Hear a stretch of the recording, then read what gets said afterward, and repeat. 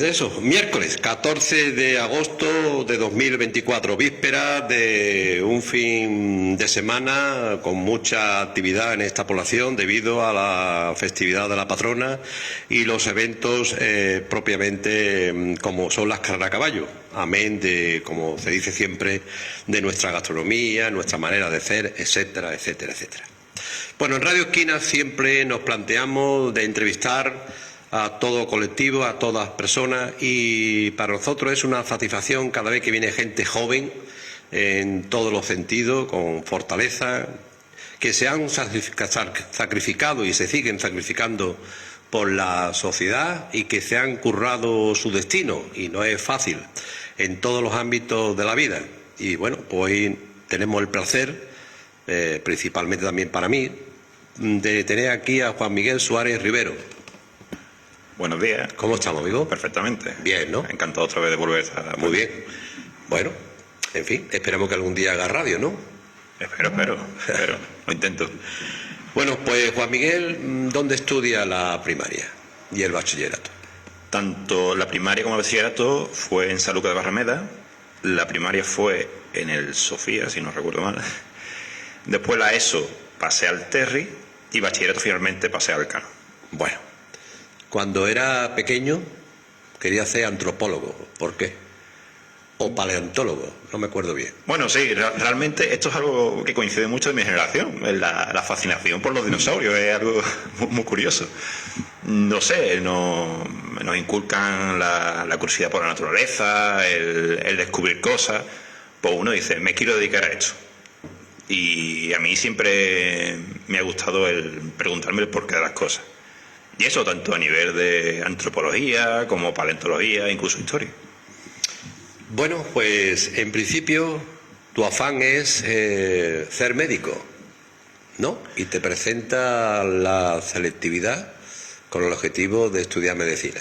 Claro, una de las curiosidades no es ver cómo funciona el cuerpo humano. Y claro, lo primero que uno piensa es la medicina. Vamos a intentar por medicina, aunque es verdad que no es la única vía.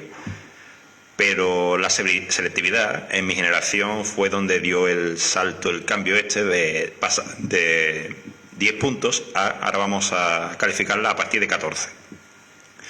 Y ahí hubo un pequeño problema porque a mí me dijeron en su tiempo, oye, esto se va a calificar a partir de 10, sin embargo esos 4 puntos de 14 van a ser opcionales, como un plus. Y claro, la mitad de nosotros, había 2 exámenes que añadían ese plus, pues yo hice uno y el otro no lo hice porque a mí me insistieron que eso era opcional, que era como un empujoncito. Yo saqué en selectividad un 9,5, contento, y después a la hora de ver las actas te das cuenta de que no calificaba sobre 10 como te dijeron inicialmente, sino sobre 14. Es decir, el sistema no nos lo explicaron bien. Por lo tanto, los que hicieron 2 exámenes supuestamente opcionales tuvieron mucha más ventaja. Y ya ahí excluyeron a mucha gente de ciertas carreras. Te lleva un poco una frustración pequeñita, pero tú sigues la dinámica y dices, bueno, pues voy a coger me voy a graduar en otra carrera. Claro, ante esta dificultad, pues intenta uno buscar soluciones. No puede frustrarse, siempre hay que seguir adelante. Así que si queremos investigar o descubrir cosas, que es lo que a mí me gustaba, vamos a optar por otra rama, muy similar, la biología, en este caso. Te gradúas en biología, 4 años de biología y empieza un máster. ¿Dónde? Eso es, yo me gradué en biología en la Universidad de Sevilla. Es una carrera muy bonita, preciosa, pero es cierto, y esto le ha pasado a mucho de mi generación, y es que es mucho contenido teórico. O sea, vas a aprender muchísimo. Sin embargo, tú sales de la carrera y dices lo de siempre. Yo sé muchas cosas, pero no sé hacer nada. Y realmente en la carrera yo me di cuenta de que las personas buenas en biología o en este campo no son las que aprenden mucho, sino las que saben aplicar. Esto fue curioso, una nota que me pasó en la asignatura de botánica. Botánica es una asignatura donde uno conocía las plantas, clasificarlas, reconocerlas, y había muchas personas que hacían los exámenes, que eran exámenes de reconocer un montón de patrones y cosas, y sacaban 10, 9, y tú te quedabas fascinado. Pero después hacíamos las prácticas, íbamos al campo, y yo iba reconociendo la planta, esto, y después te dabas cuenta que las personas que sacaban esas notas impresionantes estaban bloqueadas, porque claro, no es lo mismo aprenderse un puñado de texto y después extrapolarlo a la realidad. Y eso es algo que nos insistieron mucho al final de la carrera. Dice, oye, el bueno en biología no es el que saca más notas, sino el que sabe aplicar el conocimiento. Y eso es cierto. Así que bueno, mi siguiente paso, para afianzar estos conocimientos, darle una utilidad, fue un máster. Así que me trasladé a la Universidad Pablo Olavide, que también está en Sevilla, ya en las afueras, y ahí realicé un máster de veterinaria sanitaria. Es una forma ya de orientar mi carrera sobre biología, que hay uno aprendido de todo, pues ya empezar a centrarse, en este caso, en las ramas sanitarias, que es lo que yo primeramente quería. El máster dura 2 años. Eso es, los másteres normalmente suelen ser de 1 año. Sin embargo, el mío tenía la gracia en que el primer año era teórico, lo que suele ser la mayoría de los másteres, y el segundo era totalmente práctico. Te metías en un laboratorio y empezabas a tocar lo que es la carrera de investigación o empresa. Yo en este caso decidí investigación, que es lo que inicialmente a mí me gustaba. Centro Andaluz de Biología de Desarrollo. ¿Ese centro a qué se dedica o se dedicaba? Ese centro es uno de los más grandes de Andalucía. Como dice su nombre, se dedica a la investigación del desarrollo, en el sentido de desarrollo embrionario, patologías relacionadas y demás. Pero no todo es 100% desarrollo. Hay ciertos grupos que se dedican a investigar enfermedades, otro tipo de mecanismos biológicos, y en uno de esos grupos, el grupo de José Antonio Sánchez Alcázar, empecé yo. Un grupo se dedicaba al estudio de enfermedades raras. Ahí. ¿Cómo fue la experiencia de conocer enfermedades raras? ¿Cómo se plantea, las dificultades que tiene? Para que se tenga en cuenta la enfermedad rara tiene que, tener más difusión. Dime un poco de esta experiencia. Claro, este tema es bastante complejo. Yo durante el máster tuve una asignatura dedicada solo a enfermedades raras, donde conocí a mi jefe por entonces, a José Antonio Sánchez Alcázar. Él comentaba que la enfermedad rara a mí me fascinaba, que decía que se tardaba de media en diagnosticar 1 año o 2, y a mí me fascinaba de cómo se puede tratar una enfermedad que es algo que afecta a una persona tanto tiempo. Y durante las clases, porque yo participaba mucho y demás, ahí me dijo, si quieres y te interesa este tema, vente conmigo y te enseño el laboratorio. Y a partir de ahí ya empezamos a tener contacto. Al siguiente año práctico yo me metí dentro de su laboratorio y empecé a trabajar. Y ahí empiezas a darte cuenta de cómo es este tema. Que es cierto que la enfermedad rara, llega el médico con el paciente, oye, tienes estos defectos, esta patología, pero claro, el médico no es capaz de abarcar todas las enfermedades que existen, eso es imposible. Por lo tanto, en este tipo de diagnóstico existen cajones de desastre donde el médico mete ahí, oye, tiene síndrome de Leigh, y ahí se queda. Después te pones a investigar un poco, porque nosotros trabajamos directamente con muestra de paciente, cogíamos parte de una muestra de piel, con esas células las crecíamos en frascos y las analizábamos. Y te das cuenta que ese síndrome de Leigh, que es cierto, está muy bien catalogado, pero puede tener causas muy diversas. Y al final, este tipo de diagnósticos son únicos. Cada persona tiene normalmente mutaciones genéticas sin nombre. Oye, tiene la mutación tal en el gen tal, y ese es tu diagnóstico.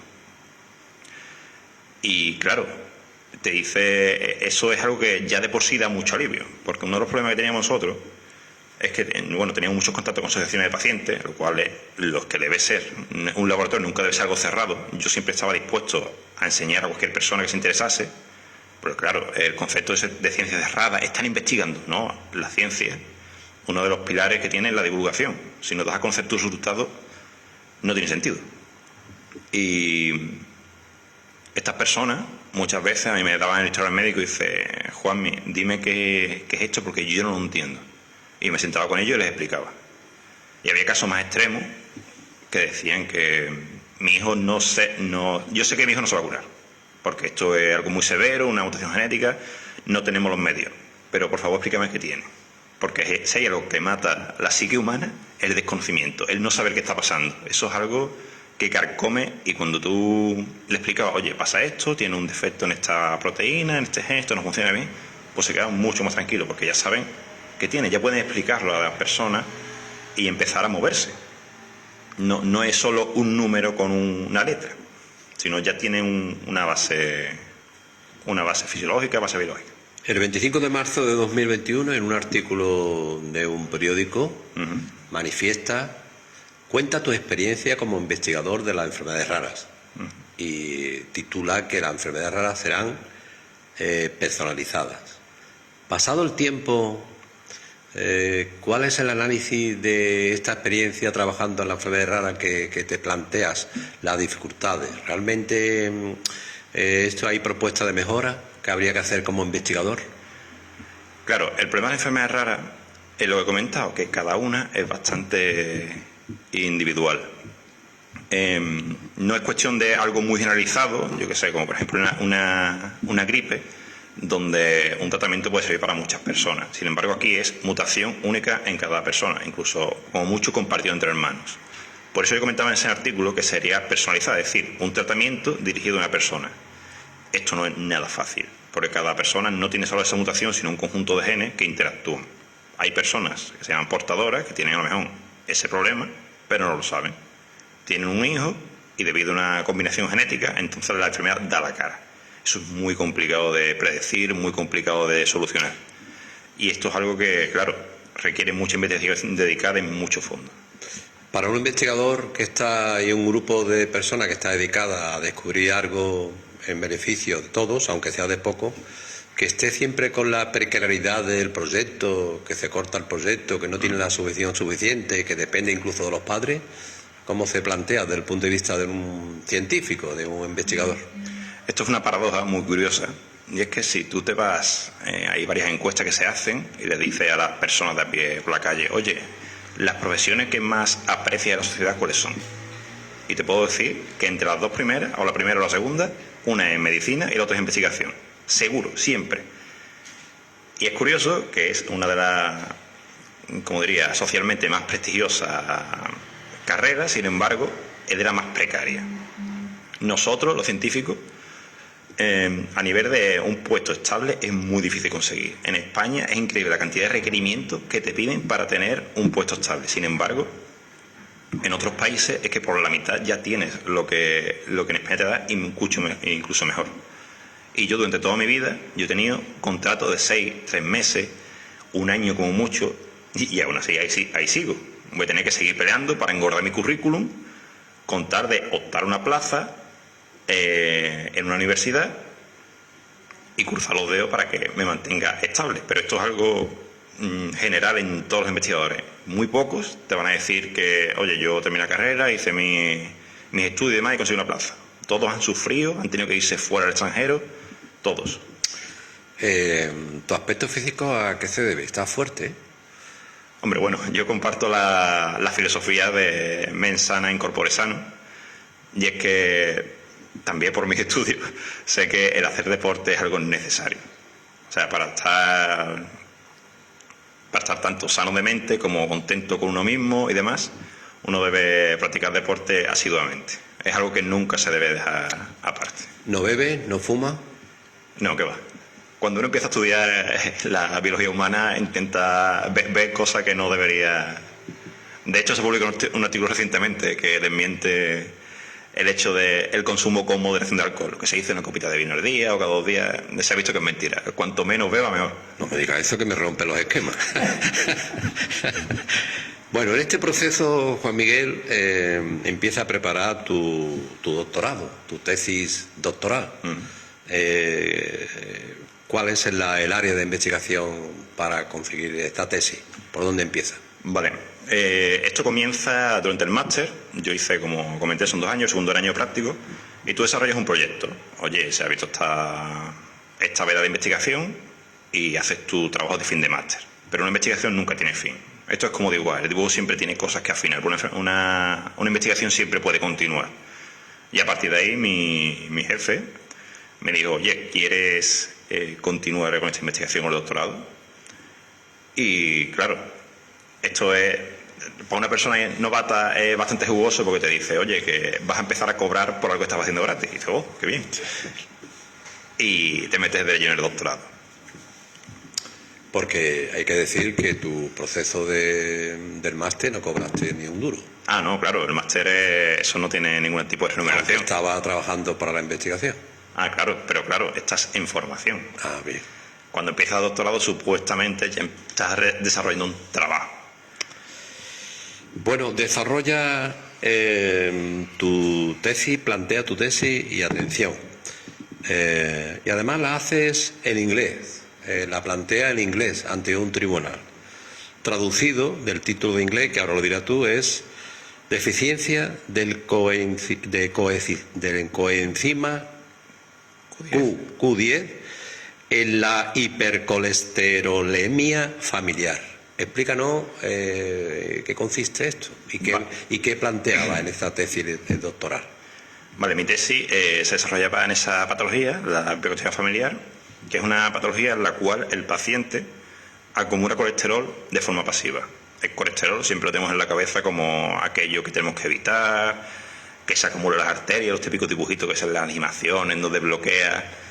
Aunque no funciona exactamente así, tiene el mismo significado. En este caso, en las personas sanas que tienen problemas de colesterol, es normalmente por la dieta. Porque se atiborran de comidas que no deben, falta de ejercicio, lo que todos sabemos. Sin embargo, estas personas, aunque no comiesen nada, acumulan colesterol de forma pasiva. Para contrarrestar esto, lo que se dan son las estatinas. Todos conocemos a personas que toman estatinas, ya sea por la edad, por problemas de colesterol. Es un medicamento bastante afianzado, con muy poco efecto negativo y que funciona muy bien. Pero hay un pequeño porcentaje de la población, entre un 10 y 15%, que suele tener problemas negativos con este fármaco, dolores musculares, dolencias varias. Y mi tesis se dedicaba a investigar por qué en este grupo de población pasaba eso. Y es que este fármaco corta la producción de colesterol, lo cual es lo que queremos, pero también corta otras vías metabólicas, entre ellas la producción de coenzima Q10. Y nosotros vimos que si a estos pacientes, aparte de su medicación de estatina, que es necesaria, le añades coenzima Q10, esos efectos secundarios se reducían. Y de esa forma lo expuse encima, como he comentado, ante un médico, tuvimos mucha relación con hospitales, muestras de pacientes, y todo fue muy bien. ¿Y conseguiste tu tesis? Eso es. Ha escrito 30 artículos de investigación. Y creo que ha participado en dos lotes de libros, ¿no? En varios Sí, en varios capítulos de libros, sí. ¿Y todo en inglés? ¿Qué pasa con el inglés? ¿El idioma internacional de investigación? Efectivamente, el inglés, por motivos históricos, es el idioma de la ciencia. Tiene sus cosas buenas, el inglés es muy simple, no es tan enrevesado como el castellano, pero claro, la parte mala es que si no sabes inglés tienes que aprenderlo a la fuerza. Y yo, tanto en mi tesis como en los artículos, porque los artículos son en revistas internacionales, tienes que hacerlo en inglés. Y no te queda otra. Es cuestión de aprender. Oye, si plantear una tesis de estos temas es complicado en español, en inglés, ¿para ti es difícil con todos los conceptos científicos que hay que manejar? Bueno, realmente en cuanto a conceptos científicos no es tan complejo porque muchos de ellos son literalmente traducciones del inglés. Simplemente cambiando una letra o dos, suficiente. Pero es parte del aprendizaje. Una persona, si quiere dedicarse a la ciencia, sin inglés no va a ningún lado. Si yo te digo a ti mitocondrias, ¿qué son? Las mitocondrias, bueno, hay muchas formas de definirlo. Como anécdota personal, comentarte que en los artículos que uno investiga, o sea, uno redacta, siempre hay que tener cuidado con el plagio. Porque claro, no se pueden copiar una cosa de otra. ¿Y qué pasa? Vamos a hablar de mitocondria en el artículo. ¿Qué pasa? Cada vez que tienes que definirla de forma diferente. Aunque es algo ya ultra establecido, algo bastante que todo el mundo sabe. Para evitar plagio tienes que definirla de 20 formas diferentes. Y bueno, la mitocondria se definiría como una parte de la célula encargada de producir energía. Toda la comida que digerimos, pues va a la célula y parte de ella, durante esos procesos, los metabolitos entran en la mitocondria y produce energía. Como curiosidad, esa energía se produce a un 80% de lo que ingerimos, el 20% restante es lo que se libera como calor. Por eso estamos calientes, porque ese 20% no es eficiente. Y ya para comparar, si queréis, la mitocondria tiene una eficiencia de conversión al 80% de energía y nuestros coches es un 10% del combustible que le echamos. Así que podéis comparar la eficiencia biológica con la mecánica. En un proceso de investigación, Juanmi, ¿qué parámetro va de mayor a menor importancia? Es decir, para empezar una investigación seria en condiciones para que en teoría tenga resultados, ¿qué parámetro hay que someterse? Es decir, lo importante primero es esto, segundo esto, en fin. Vale, lo primero que hay que tener en cuenta es una buena idea. La ciencia siempre tiende a ser innovadora. De hecho, una forma que te rechazan los artículos, te dice que no es interesante porque no es innovador. Aquí abarca la idea, qué enfermedad o qué problema tratas, las técnicas que usas. Lo segundo, y desgraciadamente eso funciona así, es lo que puede vender. No deja de ser un negocio. Queramos ocultarlo como algo bonito, algo que se hace por vocación. Si lo tuyo no vende, no te van a aceptar ni va a tener una repercusión. Esto pasa, por ejemplo, cuando estuve en enfermedades raras. Un artículo en enfermedades raras es muy difícil de publicar porque es algo tan específico, tan concreto, que es muy poca gente interesada, a menos que toque un proceso que a lo mejor que rebote en otras cosas y demás. Y sin embargo, si tratas un tema tan famoso como el cáncer o incluso el COVID, pues vas a tener una aceptación global. Y la última cosa a tener en cuenta es el dinero. Porque tú puedes tener una idea brillante e intentar realizarla, pero si vas a utilizar unos recursos de los que no dispones, eso se va a quedar en nada. ¿Cómo te puedes definir desde el punto de vista de las personas que reciben tu laboratorio, que tú le transmites los métodos, en fin, la enseñanza correspondiente? ¿Tú cómo te defines? ¿Cómo eres? Yo siempre intento ser bastante amable y siempre tengo en el concepto en mi cabeza de intentar no cometer los errores que cometieron conmigo. Yo soy investigador postdoctoral y a mí me normalmente vienen muchos alumnos a mi laboratorio. Yo les enseño con paciencia, porque yo sé que hay gente más torpe, más hábil, con menos ganas, con más ganas, y siempre intento ser lo más constante y lo más amable con ellos. Y por supuesto eso, no comete errores, porque aunque parezca increíble, yo conozco gente que en mi posición, que los alumnos los tienen como becarios, o sea, como personas que van a hacer las tareas más tediosas y los tienen ahí haciendo un año una cosa que tú no te dedicas, porque claro, eso es muy pesado, porque coloca al alumno y se lava las manos. Yo soy incapaz de hacer eso, para mí va en contra totalmente, porque mata la vocación de la persona, porque si llega un alumno ilusionado y le das lo más tedioso y dice, ¿esto qué es? Y se va. Y la única cosa que yo no soy capaz o sea, que no puedo con ello, es cuando viene una persona y se nota que no tiene ganas de estar ahí. Porque claro, a mí vienen muchos alumnos, hacen su carrera y tienen como sus 6 meses para hacer un trabajo. Y hay personas que vienen muy ilusionadas, que les encanta hacer, contra más les motiva más se venir arriba, y personas que están ahí simplemente porque tienen que estar. Y con esas personas es muy difícil trabajar, porque la ciencia, ya como ejemplo, uno cuando busca trabajo suele buscar 3 vías. O busca ganar dinero, o tener un horario flexible, porque tiene otras aficiones, o por vocación. En la ciencia no vas a ganar mucho dinero, en España al menos. El horario, aunque es flexible, es muy exigente. Yo siempre tengo el móvil porque me pueden llamar en cualquier momento para preguntarme cualquier cosa y demás. Y luego te queda la vocación. Si no tienes vocación, no vas a ningún lado. Y a mí me preguntan los alumnos, oye Juanmi, ¿debería meterme un doctorado? Y yo les pregunto, ¿a ti te gusta esto? O sea, ¿de verdad tú estás dispuesto a asumir un sacrificio para que te guste? Y se quedan, bueno, sí, no. Digo, pues si no tienes dudas, primero, busca 3 vías, toca otros palos, y si ves que no te convence y echas de menos esto, entonces sí, métete. ¿Te ven un próximo futuro, aparte de científico e investigador, enseñando, trasladando tu conocimiento en la docencia? ¿O no te gustaría? ¿O te gustaría o no te gustaría? Bueno, realmente esa es la vida del investigador. Si uno quiere optar a una plaza fija, quiera o no va a tener que dar clases en la universidad. Yo ahora en septiembre empiezo a tocar ya mis primeras clases de forma oficial. Aunque ya, como te he comentado, he dado varias clases. No he dado clases, pero sí he enseñado a muchos alumnos que vienen al laboratorio. Ahora sería eso, a un nivel, una clase general. Oye, teniendo en cuenta la investigación en España y tu conocimiento, tu esfuerzo y tu experiencia, ¿nunca has estado tentado de irte al extranjero? De hecho, he estado 6 meses en Inglaterra, en la Universidad de Newcastle, y claro, allí se ganaba mucho más dinero, pero la forma de trabajar no es la misma. Yo tengo mi grupo actualmente, aunque no soy el jefe de grupo, pero sí coordino la parte como diría, de vanguardia, las manos, la pollata del laboratorio.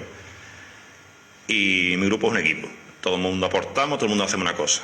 En mi experiencia cuando estuve allí es que, aunque es un equipo, todo el mundo es muy solitario. Quedaban una vez a la semana para compartir resultados, después se fumaban.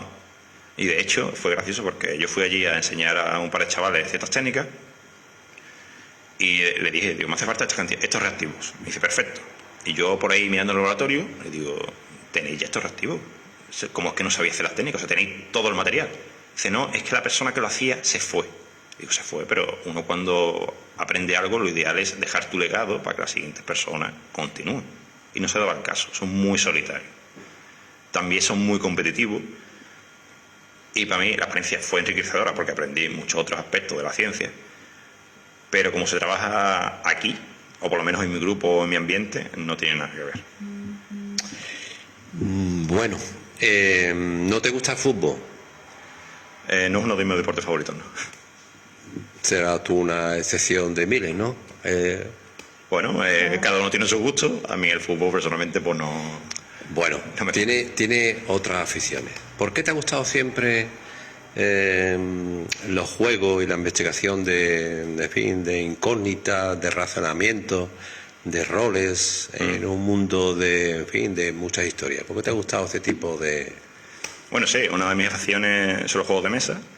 Y esto es muy simple. Cuando hacemos una reunión social, ¿cuáles son las actividades que uno suele compartir? Uno se sienta en la mesa, empieza a hablar con la gente, pero eso se suele diluir mucho. Cuando estamos más concentrados, socializando de manera más intensa, suele ser en dos situaciones. Una, comiendo. Uno queda para cenar, para comer, y ahí es cuando todo el mundo habla. Y la segunda es para ver el fútbol. La gente queda para ver el fútbol. Esas aficiones tienen dos cosas en común.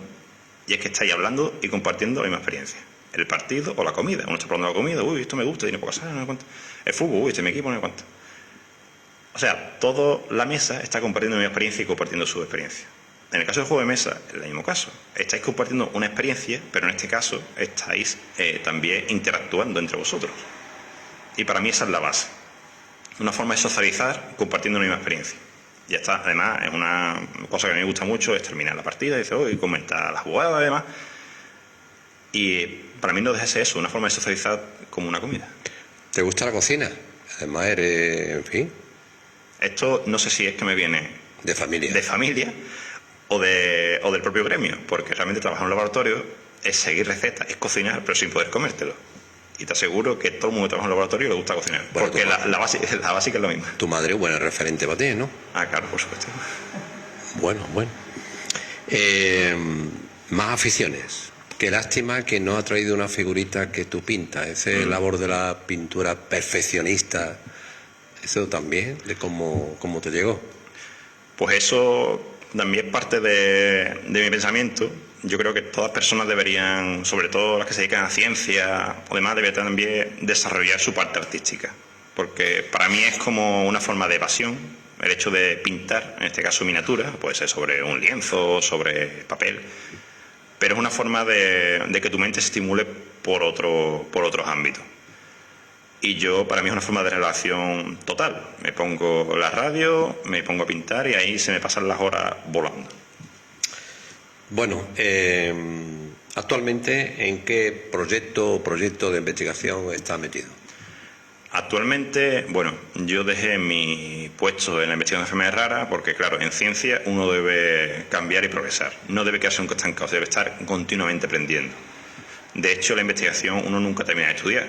Nunca dice uno, venga, termino la carrera, ya me pongo a trabajar y... No, esto es una lectura continua. De hecho, parte de mi jornada yo la dedico a estudiar y a leer continuamente sobre las últimas novedades.